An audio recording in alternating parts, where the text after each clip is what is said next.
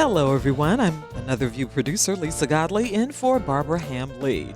Today on Another View, we'll explore the roles of blacks in Hollywood. Have the tables finally turned for black actors and black films? We'll have insight from an actor, a film critic, and a couple of filmmakers, plus a very special visit from cast members from The Wiz. Today is also the last day of our Radio Pledge Drive, and Barbara and I want to personally invite you to become a member of WHRV-FM. It's easy. Just dial 889-9476 and be sure to tell the volunteer you're calling to support Another View. And to sweeten the pot, we'll match your gift of support dollar for dollar up to $2,000. So call now and double your gift of support for Another View. Let's head over to Pledge Central and see how we're doing. Hello, Lisa. Hello, Sandra Woodward here along with Dan and Colley. Dan. Hello, and this hello. has been a fantastic morning for the final day of our spring membership drive, Pet Pledge Friday. And I'm going to let you do the honors, Dan. How much money have we raised today so far? We have raised $32,486. Thank you. It has been a great morning, and we're only getting started. We are. Dan and I are here to raise as much money as we possibly can here in the next hour for Another View. Great local programming made possible by the members of WHRV. How can you be a part of that? By picking up that phone, 757-889-9476, WHRV.org. Thank you for that. That little ping that you just heard there was somebody making their pledge online, and that's what you can do at WHRV.org. We're talking about The Wiz today on Another View, and we have tickets for that. We do. So at what level, Sandra, does someone need to contribute $60 to get the tickets? $60. $60, that's nothing. I'm not really good at math, but I'm guessing that's just a few bucks a month, That's right? a few, but well, you could say that. Yeah. I would say it's $60. Okay. So just contribute $60 right now, and you could have tickets to see The Wiz.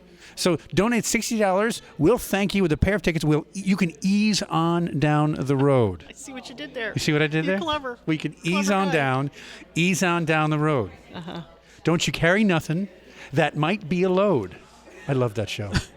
Anyway, ease on down. 889-9476 Ease on down the road. is how you can make Thank you. your pledge of support to WHRV. And if you can come in at that $60 level, you get a pair of tickets to see The Wiz.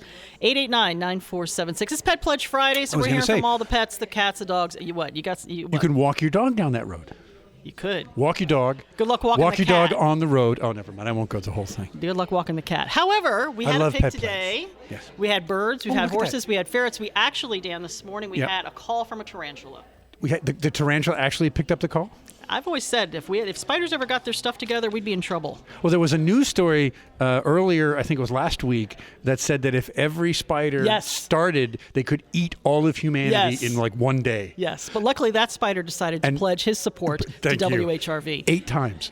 The Eight, spider eight. called 8 different times. I think that is amazing. So where are you? Don't be showed up by a spider.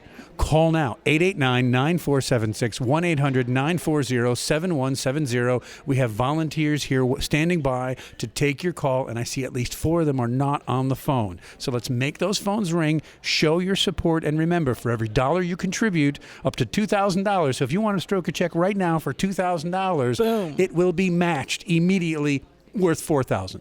You can't beat that. That's a 100% return on your investment in WHRV. So call now, 889-9476, or go online to WHRV.org, point, click, contribute, and make that phone ping. Another View. It's one of those things that you count on to be here on Friday afternoons. It's here every Friday at noon. Local journalism, local stories, local programming made possible by the members of WHRV. If you find yourself here on Fridays, this is appointment listening, as we like to say in the business, then you can actually own a little piece of it. You can be part of what makes it possible. So every time you're listening, you can say, wow, I made that interview happen. I made that story happen. And you do when you are a member of public radio, when you're a member of WHRV. So if you love this, 889-9476. And right now, that's a dollar for dollar match. So your love counts double.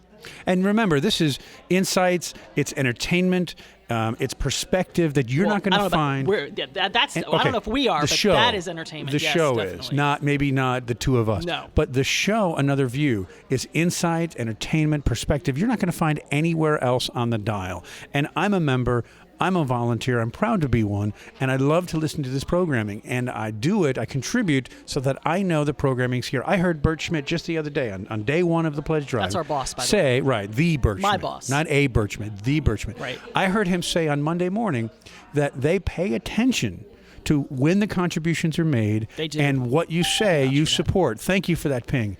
You are supporting Another View, and Bert's paying attention. So do it right now, whrv.org, or call 889-9476 right now. Join us and support public radio here in Hampton Roads. We're looking to make as much money as we can this afternoon, Dan and I are. So if you love Another View, you can support it right now, 889-9476, whrv.org. And thank you.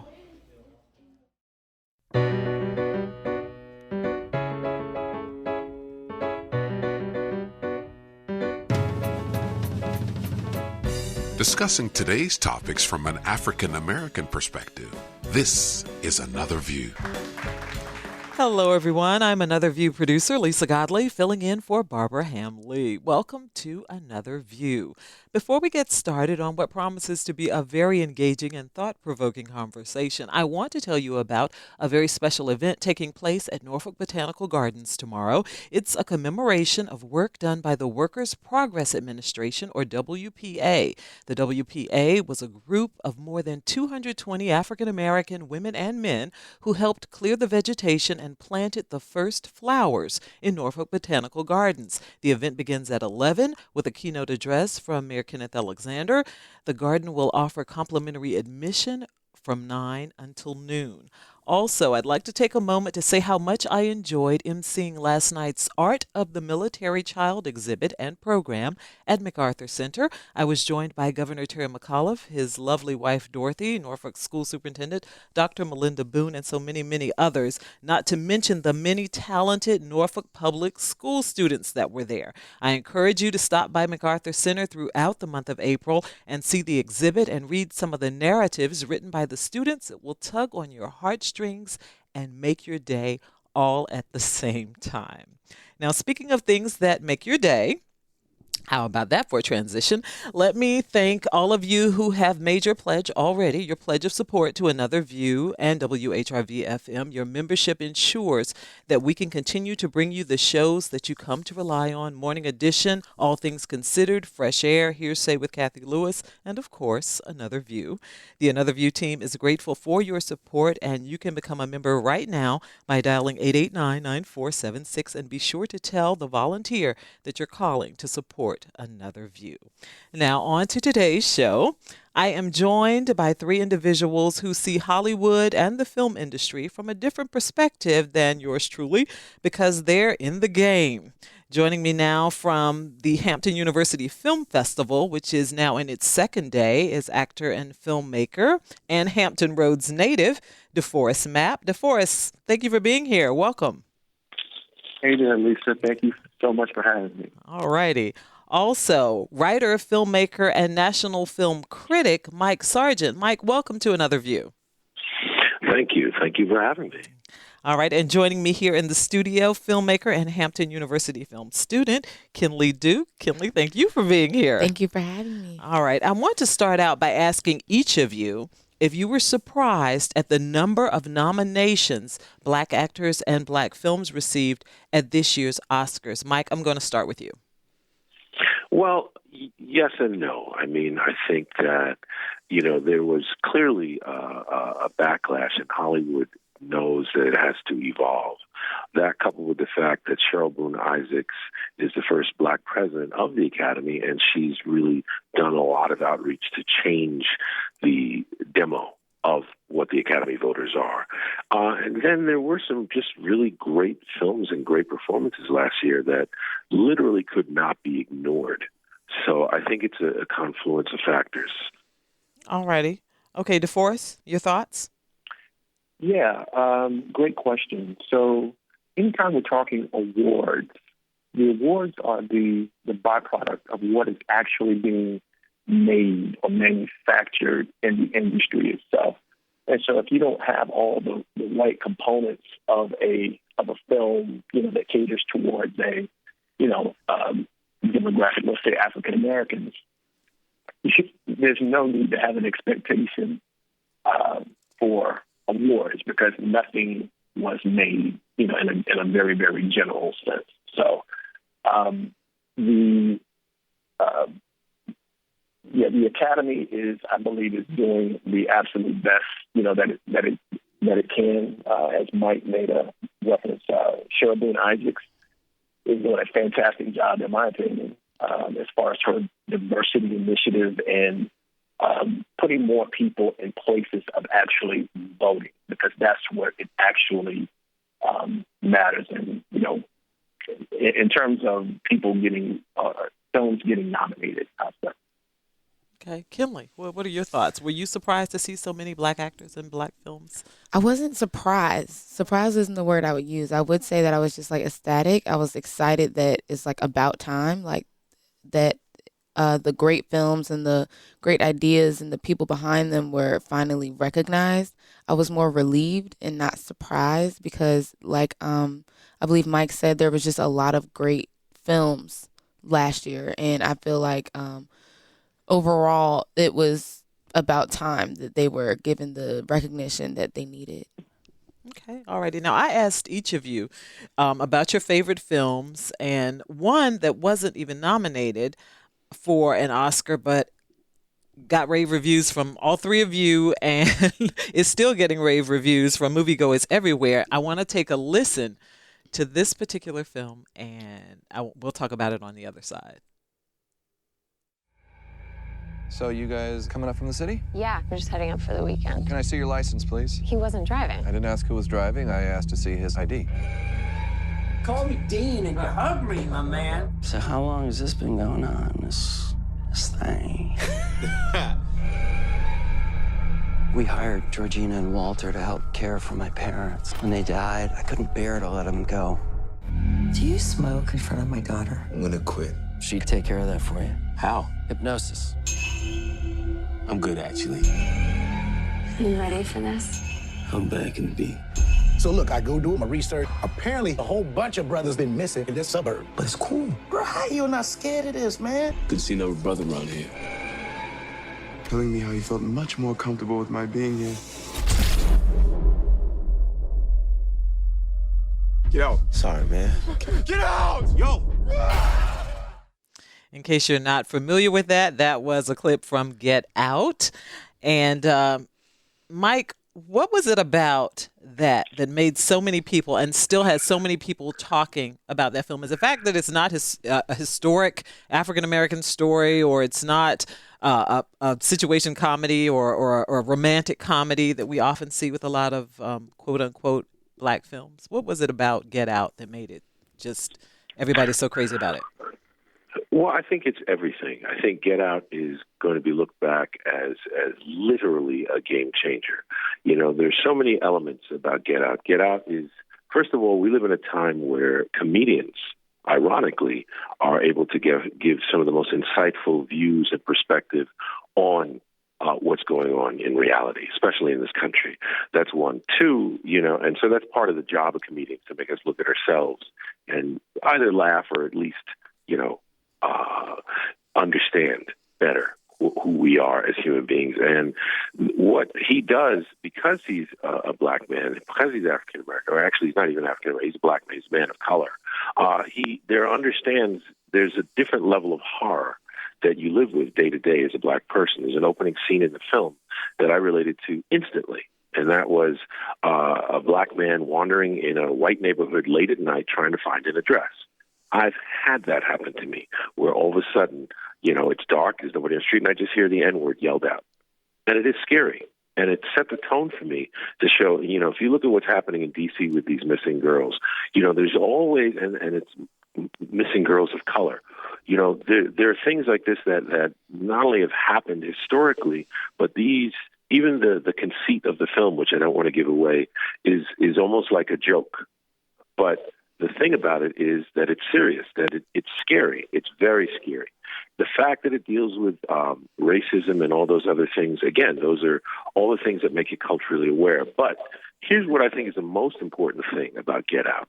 Get Out is horror, okay? And now everybody knows the name Jordan Peele, even if you didn't know his work as a comedian with his partner.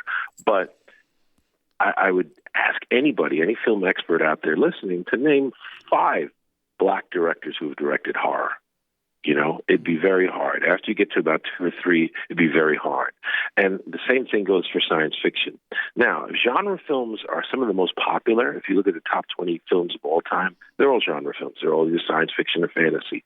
And that means they're seen by more people on the planet than anything else. That means they have the most power of influence. They're the mythologies that human beings, are drawn to. They're the stories we want to tell.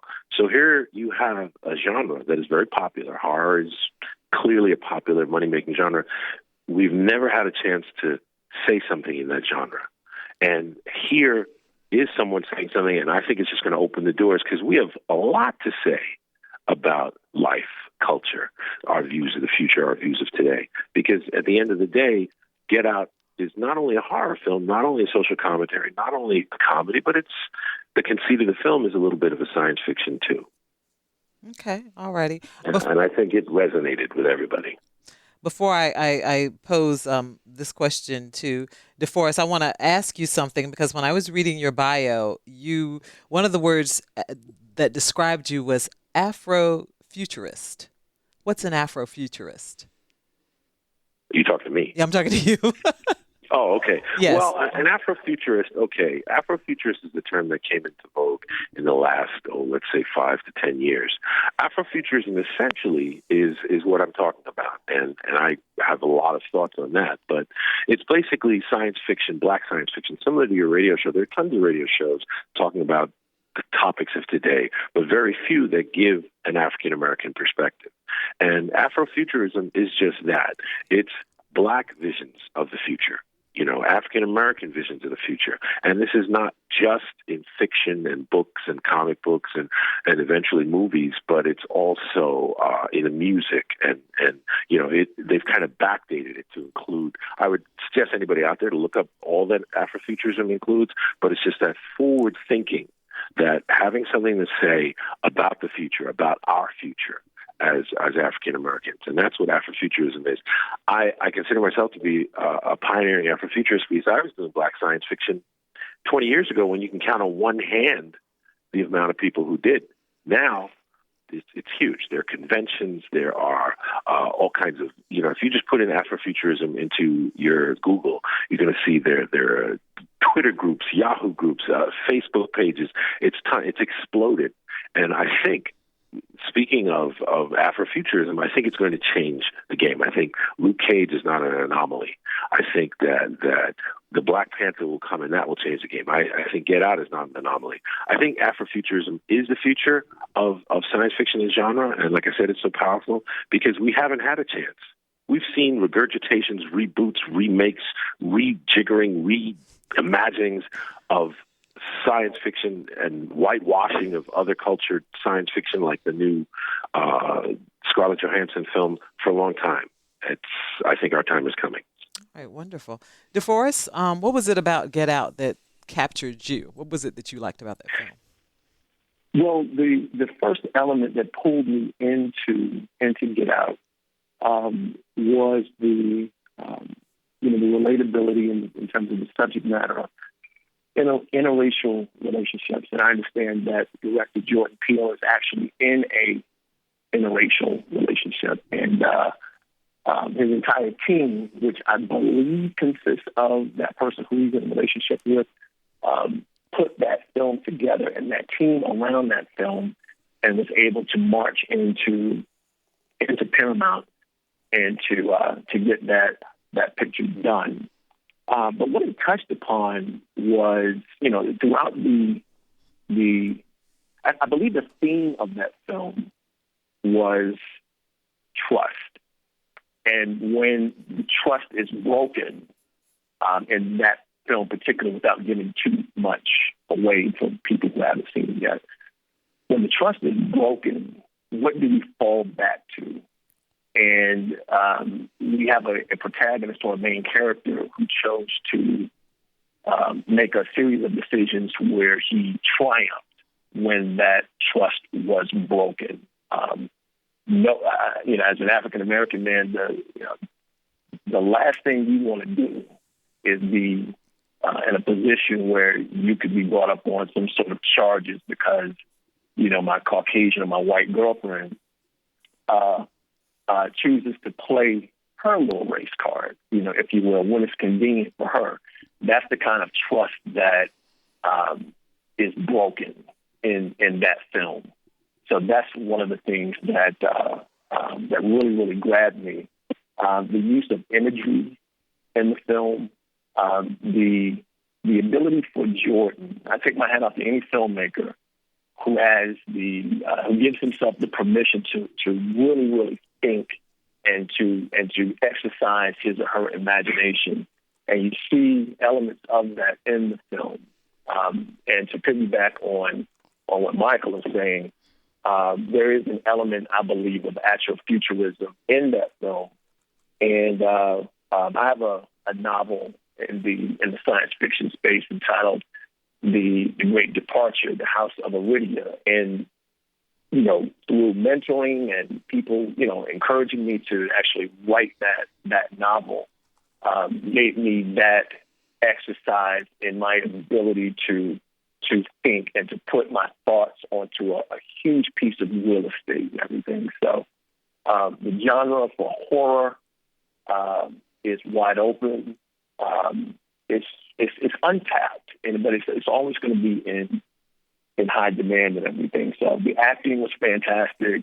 The writing was fresh, and the design, the music from the very, very opening scene all the way through the end, very, very whimsical and courageous.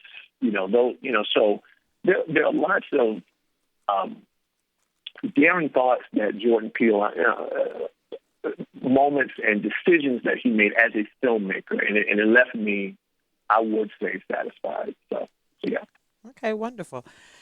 Now, Kenley, you said one of your favorite movies was Fences. What was it about Fences that made you say, I'm putting that up there on number one for me? What was it about it? Well, mainly because of the adaptation that Denzel Washington did from the actual play. So I thought that he did a great job with bringing that to the big screen because that is rather difficult. So I'm a sucker for monologues. So Fences was full of those. And I was really drawn into that one moment that Viola Davis had outside in their backyard when she was explaining how frustrated she was as his woman being there for him when he wasn't there for her. So that to me was just like super relatable. The whole story was relatable. I saw it with my entire family. So I just think Fences overall, the character development, the imagery, it was just, I guess, for lack of better words, it was just like amazing. Okay, wonderful. We are going to now hear a clip from this year's Best Picture, and we're going to talk a little bit about Moonlight on the other side. I was a wild little shorty, man. Just like you. Running around with no shoes on, the moon was out. This one time, I run by this old lady. I was running, hollering, cutting a fool, boy. This old lady, she stopped me. She said, running around, catching up all that light. In moonlight, black boys look blue. You blue. That's why I gonna call you. So your name Blue? Nah. At some point, you gotta decide for yourself who you gonna be. Can't let nobody make that decision for you. That was Mahershala Ali's character Juan talking to Sharon. What was it that you liked, Mike? What was it you liked about Moonlight? Well, there are a lot of things I liked about Moonlight. Moonlight is one of those films that, as a film critic, there's buzz in the film critic community. Like when a film is whether it premieres at a festival or other critics here, you start hearing about it long before audiences and the general public does. And I'd heard that it was so good, it was so good, it was so good. And very often when you see a film, like that has all this hype. It doesn't live up to it. Moonlight's one of the few films that completely lives up to the hype. The thing about Moonlight is it almost casts a spell, because as you start watching the movie, the use of music and imagery, the pacing and everything, what Barry Jenkins did is he didn't tell a story that we'd not seen before. There's not any, dramatic or beats in that film that you really haven't seen before in some other film. But the way he told this story and what he did, which, thankfully when Black filmmakers make something about what it is to be Black and Black life, Black culture, and it's not a white filmmaker doing it. White filmmakers have a tendency to, show you the what. Look, there's drugs and there's this and there's pimps and there's prostitution and, all these, things. But what a good film does, what Barry Jenkins did, and what this movie does is tell you the why. Why are these people this way? Why does this young man, what causes him to make the choices he makes? What is he influenced by? What are the things he's wrestling with? What does that feel like? What's going on? And this is a film that, to me, is it can be categorized as a lot of things. But it's just a really strong, powerful human drama, and about what it is to be a man, about redefining masculinity. What is that? And to yourself, to the community, to the all the elements in your life, especially for young Black men. I think it's just a powerful film. Okay, I'm going to pose something to both Mike and DeForest. I'm of the belief that nobody can tell your story better than you, and that's regardless of who you are. But I also know that when it comes to Black films and Black filmmakers, for the most part, we don't own the huge studios, and this is with the exception of Oprah and Tyler Perry. We don't own the huge studios. We don't own the big back lots, have these huge casts and crews that we can use, but we have stories that we want to tell. So I want to know, before we run out of time today, I want to find out what we need to be doing to get these stories told. DeForest, you want to start? Absolutely. Yeah, absolutely. I think the first thing is that Hollywood is a community, no matter who you are, gender, sexual orientation, what have you. If you go there and you want to make a film, you can go make a film. Guess what? You have those same tools at your disposal here and now. So, like, when we're talking about making films in Hampton Roads, all you need to do is to find like 2 to 3 to 5 people who you believe, resonate with your same core beliefs, and one person pick up, the camera, another person writes, another person directs, sound, lighting, and before you know it, you can have a piece of content that, you can put into film festivals, you can begin to get your name out, and from there, you start with a 5-minute, piece of content, a 10-minute, a 15-minute, 30 minutes, so on and so forth. And that's how you begin to get recognized in the industry. You do not necessarily have to be in Hollywood to be a player, not these days. Okay. So that's my take on that. All righty. If you're just joining us, we're discussing Blacks in film and exploring whether Hollywood is finally taking a turn when it comes to acknowledging and promoting African-American films, filmmakers, and actors, with guest actor and filmmaker DeForest Mapp, writer, filmmaker, and national film critic Mike Sargent, and filmmaker and Hampton University film student Kinley Duke. Now, Kinley has a film in the film festival where Mike and DeForest are right now. And it's your first film. Yes. A 20-minute short. Tell me a little bit about your film and the process of that. Okay, my film is called Bent, Not Broken. A story about the truth, the bad, the good, about living in a single-parent family home. I got an opportunity to, do a documentary with the equipment from the media productions at Hampton University for a class. And I honestly just took the opportunity and ran with it. I was very doubtful at first if I could actually do this. I'd never picked up a camera before. I'd never written a treatment.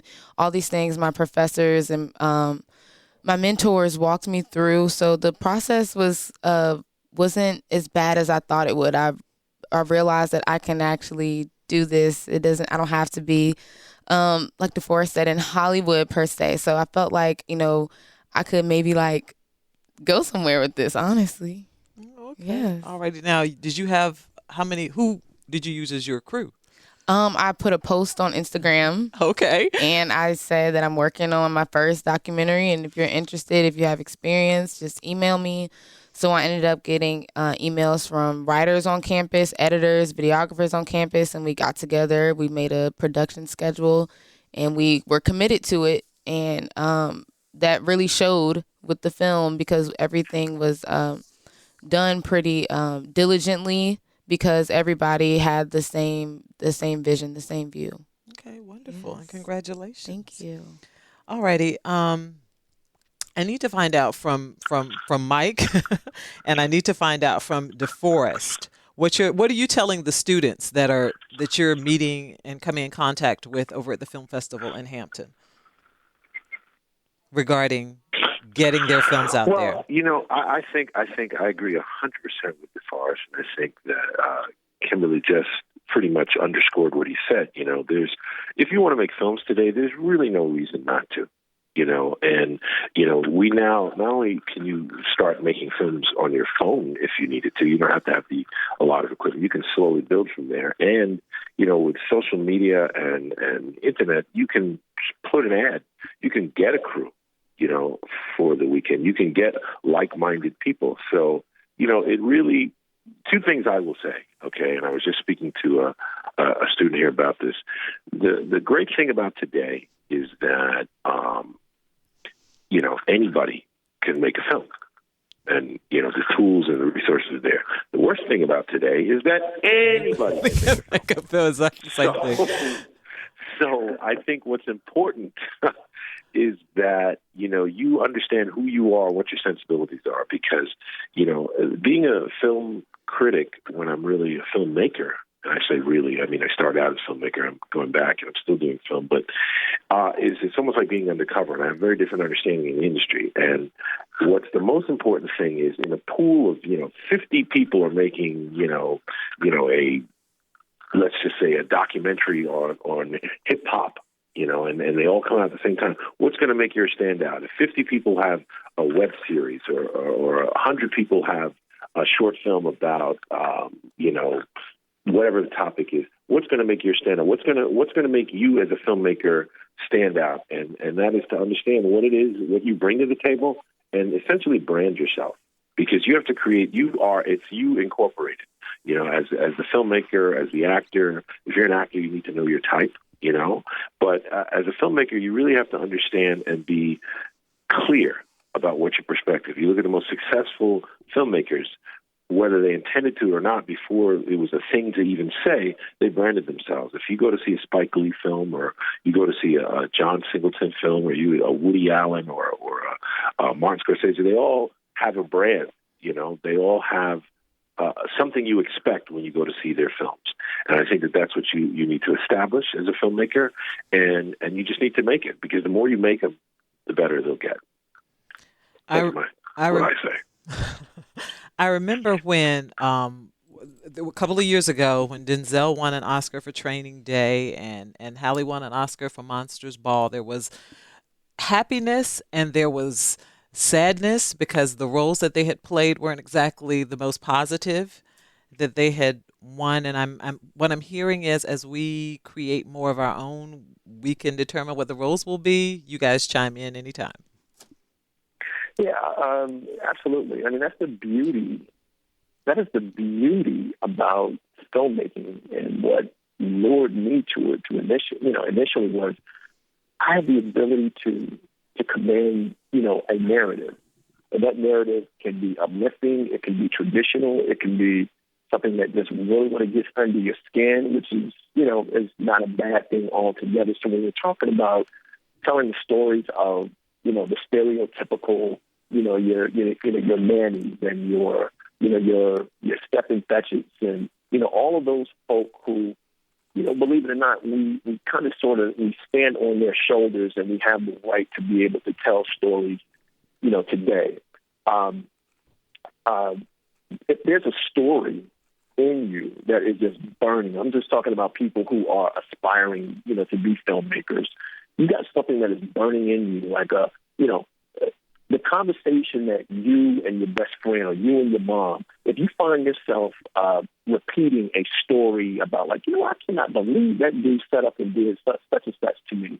If you find yourself repeating those kinds of stories often, that could be a candidate for a short film or a scene in a film, something worthy of you pulling people together, pulling resources together, and actually putting something, together that will eventually be shown on screen that people could relate to, laugh at, get, angry and all that kind of stuff. And then coupled with that, the Hampton Roads area is, in my opinion, is still very, very untapped. Yeah, 7 cities. Oh, I agree. You can't go anywhere. Yeah, you can't go 20 minutes without riding over some body of water. So, there's no excuse for anyone to not get a camera, not get a story, and tell something that is very, very beautiful and indigenous to this area that people, I believe, elsewhere would be interested in seeing. Okay, we actually only have about 4 minutes left in this segment, and I really want you all to share a little bit about what your next projects are and what you're planning for the viewers out there. Mike, I'm going to start with you. Well, what I'm working on right now, I have a documentary I've been working on for about 5 years. I'm in the editing stages now. It's a documentary about bad boys. It's called essentially Bad Boys, a documentary. It's about bad boys and why do women love them so much. It's really about that gender dynamic, and there's a lot more to it than you expect. I mean, I have a Facebook page, Bad Boys, a documentary and whatnot. If you like it, there'll be updates. As a matter of fact, I showed the first 38 minutes here at the festival yesterday, and it was very well received, and it brought about the kind of conversation that I want. So that's what I'm very excited about right now. Okay, all righty. DeForest, what's going on? Yeah, thank you. So while I'm writing, working on my next screenplay, I'm actually launching an Indiegogo campaign for a platform in the tech sector called Side Street, and Side Street allows you, your family, your friends, and celebrities to be able to come together and have real-time messaging discussions about whatever it is that you're seeing on television. So your messages actually will appear on television. So you want to know more about that, the campaign launches on 4/18 this month. Follow me on Instagram, DeForest Map, and you can visit my website, sidestreetapp.com or DeForestMap.com. All righty. Thank you so much. And Ms. Kinley? Yes. This other than graduation coming, yes. What's going on with you? This is important.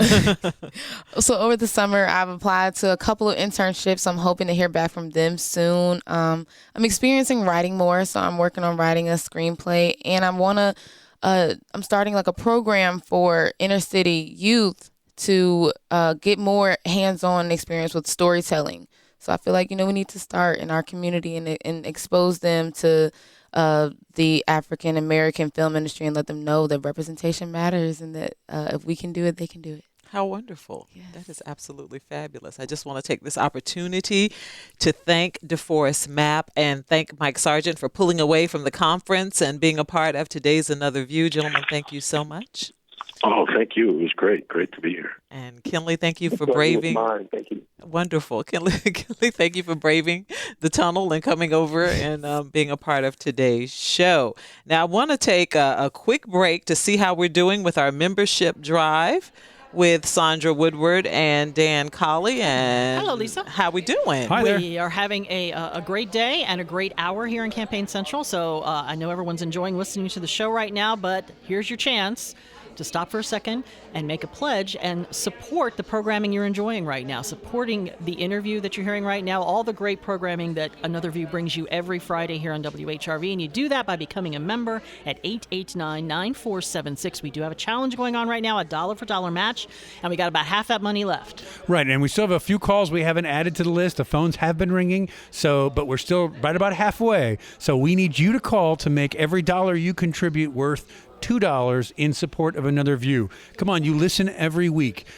This is programming that you're not going to find anywhere else on the dial. It's Pet Pledge Friday, so tell us about your pets. Obviously, you don't love your pets if you're not contributing, but we know you love this program. Obviously, come on. Is the guilt working? Is the guilt working? Meanwhile, give us a call to support this programming. I can tell you they pay attention to the programming. So call now. Call 889-9476 or 1-800-940-7170. Or if you're at work and you still want to keep listening to us and to the program, then just go to whrv.org, point, click, contribute. It takes just a minute of your time, and you'll hear a little ping on the air, and we'll know that we got your support for the show. Call us now. It's got some fans of Another View. Heather Jordan Kahn of Virginia Beach called, made a pledge, says she listens to Barbara Hamley and Lisa Godley on Another View every single Friday. Landis Harris says of Smithfield, this is my new favorite name, Landis Harris, enjoys the civil discussion shared by different and respectful perspectives, and that is something you get in Another View. That is something you get here on WHRV 24/7, I would argue. Landis Harris sounds like a stage name. I sounds like he needs... Starring in The Wiz, right? Landis, I love that name. That's a great name. And here's another set of great names. Max, Frankie, Gizmo, and Annabelle. George and Pam Michaels from Virginia Beach listen to WHRV, and they pledged in memory of their animals, their cats, Max, Frankie, Gizmo, Annabelle. So thank you, and thank you for that ping. That means another person has gone online to WHRV, point, click, contribute, and supported this programming. So thank you very much for that. And speaking of The Wiz, if you've been waiting to make your pledge of support to Another View, and you're looking forward to this interview here talking about The Wiz, we have tickets for The Wiz. A pair of tickets is yours for $60 donation. I love that show. Go ahead. You know you want to do it. I'm not going to sing Ease on Down the Road again. I am not going to do it. But I remember the movie's great, but on stage, it's a whole nother experience. So I'm really looking forward to seeing. It's a joint production between the Virginia Stage Company and Norfolk State. And if you go online, they have a blog on Virginia Stage where you can see them preparing for the music, and it just sounds wonderful. So this is just a great opportunity. You can win tickets if you make a contribution right now. Call 889-9476. Donate $60, and we'll thank you with a pair of tickets to see The Wiz. I mean, on stage, it is just an amazing experience, and you're going to love it. And you get to pick your date between April 11th and the 30th, and it's at the Wells Theater in Norfolk. $60. So not only are you getting this pair of tickets, but you're also getting the great feeling of knowing that you're bringing Another View to your radio. Thank you for that call. I don't know if you can hear it. Every single Friday. 889-9476, WHRV.org. Dan and I are trying to make as much money as we possibly can this afternoon. So far today, we have raised $33,813. Wow, this has just been a great day all the way around. And we have that challenge, so keep those contributions coming, and we'll let you know soon. We've got about 2 minutes left in this break, so we got to get these phones ringing. We need at least 4 or 5 more calls in this break, so hopefully we can have some good news next time to let you know if we made that challenge. So get on the phones right now, 889-9476, or if you're outside if you want to save a little money, 800-940-7170. Put all that money into your contribution, or WHRV.org. There's another call. Thank you for that. I still have at least 2 more, maybe 3 more volunteers who aren't on the phone. Go to WHRV.org. But you won't get a busy signal right now. Call. Mary Beal of Franklin makes the pledge for Another View, says she loves the great programming. So, Mary, you now actually own a little piece of Another View. That's what happens when you're a member. You're an investor. You're a little part owner of the programming that you count on. So we count on you every couple times a year with these pledge drives. We count on you to call in with your pledge of support. And then you can count on us to be here. And you can count on Another View to be here every Friday at noon on 89.5 WHRV. That's what I mean by member-supported public radio. $33,813. We'd love to see this go over $34,000 before we go back to Another View. 889-9476. And we just need call with a $200 pledge, and I'll be quiet. So call right now, 889. If that doesn't get us money, I don't know what will. Maybe you should sing. I could sing. I could keep singing if you don't call. So call 889-9476. Become a member. I'm a member. I'm a volunteer. I'm asking you to join me. And I tell you, when you are a member, you listen differently. You listen more actively. You listen with a sense of pride, knowing that you're one of the people making it happen. And we love the folks here at WHRO and WHRV. I'm just pleased to be a part of it. So call and join me right now. 889-9476. Support Another View. Support this programming so that it's here tomorrow, or go to whrv.org and contribute now. Yes, and this is such a wonderful thing. These tickets have $110 value, and you're pledging a pledge of support for $60. So hey, this is your time. If you love The Wiz, this is your time. Another View host Barbara Hambley, audio engineer Victor Bowen, and I are so very grateful for those of you who support Another View, not only by listening, but by becoming a member. There's still time. 889-9476. Tell the volunteer how much you love Another View. Support what you love, and we thank you so much. Come on and ease on down the road. Come on, ease on down the road. Don't you carry nothing that might be a load. Come on, ease on down the road. Lift your left foot up when your right one's down. Come on. Okay, now for our final Another View segment, we're going to ease on down the road with Virginia Stage Company and several very talented cast members who are bringing us The Wiz, Patrick Mullins, Anthony Stockard, and Derek Moore. Gentlemen, welcome to Another View. Good morning. Thanks for having us. Why don't you start by telling us a little bit about what we're going to get? I know it starts April 11th. Yes. So tell me a little bit about what we're going to get. It's The Wiz, and if you've never seen The Wiz before, it's not quite structured like other musicals. It kind of almost feels like a Vegas production show because you land in all these different localities with a whole different set of costumes and a whole different set of people. And thanks to Norfolk State, we're able to really amp up the number of people on the stage. So many talented young people and adults dancing and singing and playing instruments. I mean, it just really... It's a spectacle. Anthony Stockard, Norfolk State University. I'm an alum, so I'm always proud. When the words Norfolk State University come across my lips, I just smile a little bit. I understand you're doing fabulous things with that department over there. And tell me a little bit about the collaboration effort and the things that have been going on. Well, over the last couple of years, Patrick and the Stage Company have included our students in some of the productions. And the conversation has always been... what else can we do with this? What else can this grow into? How much more impactful and far-reaching could this collaboration go beyond just students and shows? And Patrick and I were talking, and he programmed the season this year for the Stage Company, and then the conversation came up about a fully developed collaboration co-production. At first, it was The Color Purple. But there was supposed to be a tour, so the rights got pulled. So then we went back to the drawing board, but the drawing board only had 24 hours to make a decision. So then we decided to do The Wiz. We knew it was a show that neither of us could do as well individually, and that it would be amazing and magical should the collaboration happen. And it was a good decision, and the show is everything that more than what we had hoped it would be. Okay, alrighty. What is your role? I am co-directing with Patrick, and I also play Uncle Henry in the show. Uncle Henry. Okay. All righty. Derek. Hello. My grandson. No, really and truly, he is not my grandson. We did something together a while back. Yes. When the Virginia Stage Company did the scene, and I played Derek's grandmother. I am not old enough to be his grandmother, I don't think. But, okay. Tell me a little bit about your character.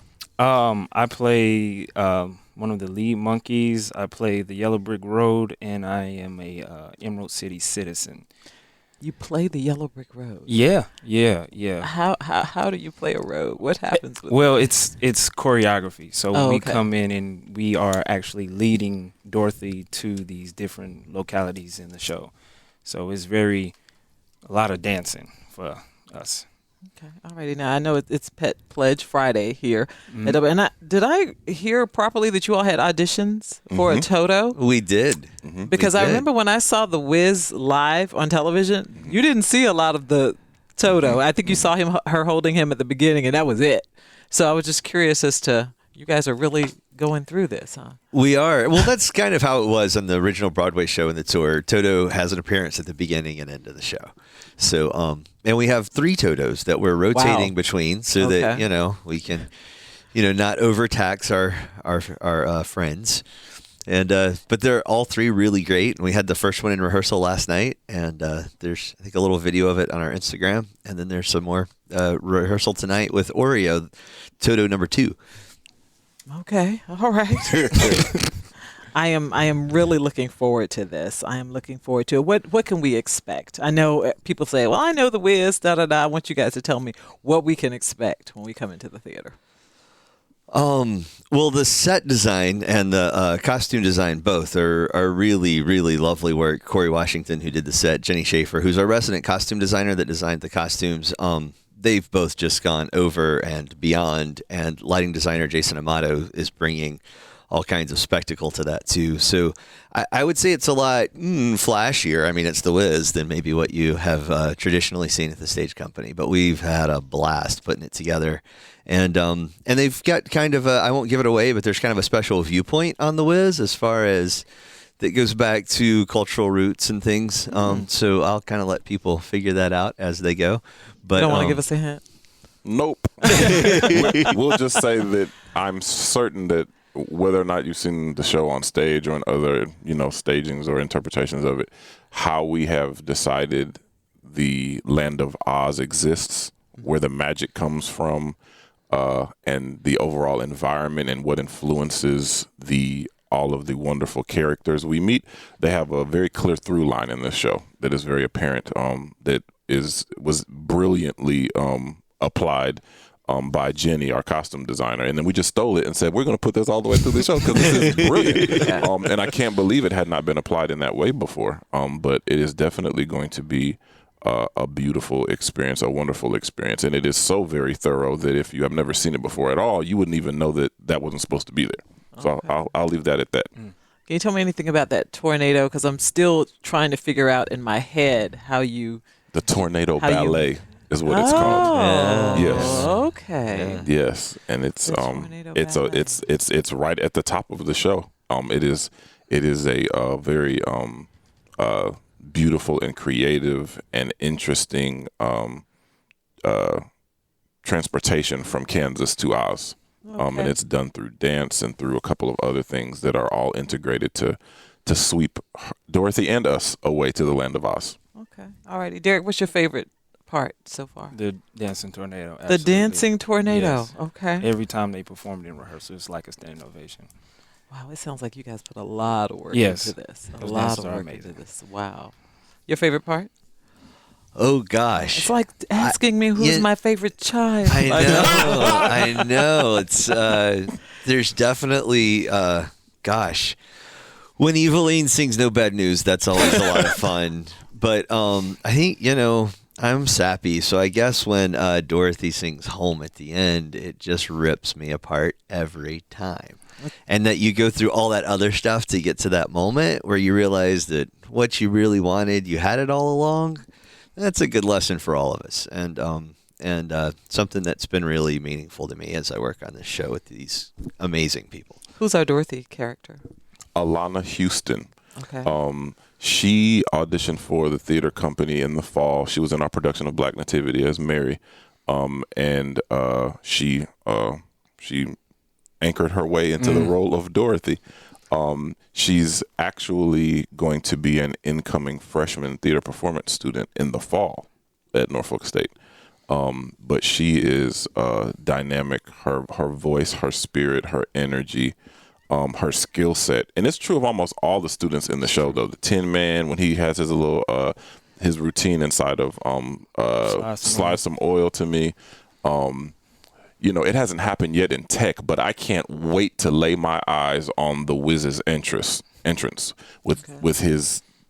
Well, I don't want to talk about it. See, you guys are like trying to hold back a little bit. My brain, but you don't understand. The Wiz is as flashy as Vegas, as Broadway, yet as soulful, as expressive, as creative, as popular, as dramatic. Even it's everything you could hope a musical or an evening out could be at all.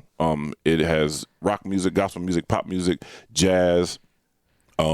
As Patrick says, we go through all of these different worlds inside of the land of Oz. All the friends have their journeys. With Dorothy, the Wiz takes a journey unexpectedly with Dorothy. There's just all these wonderful exchanges and discoveries and offerings that make the show fun and amazing, yet heartfelt at the same time. And I just can't imagine anybody walking away from The Wiz in general, but particularly this production, and not feeling enthusiastic about arts and what it can do, about themselves and where they are in the world and what they have to offer to the world. Even though we don't always have ourselves together, it doesn't mean that we can't help someone else, lift someone else up as we wait for our time to be elevated as well. It's for children, adults, everybody.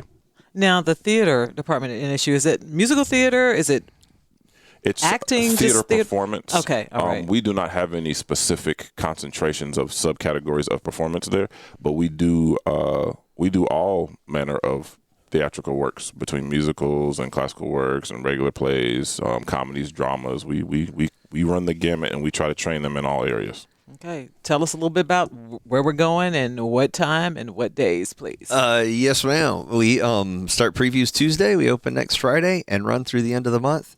You can reach our grab tickets at vastage.org or 757-627-1234. And that's at Virginia Stage Company and vastage.org.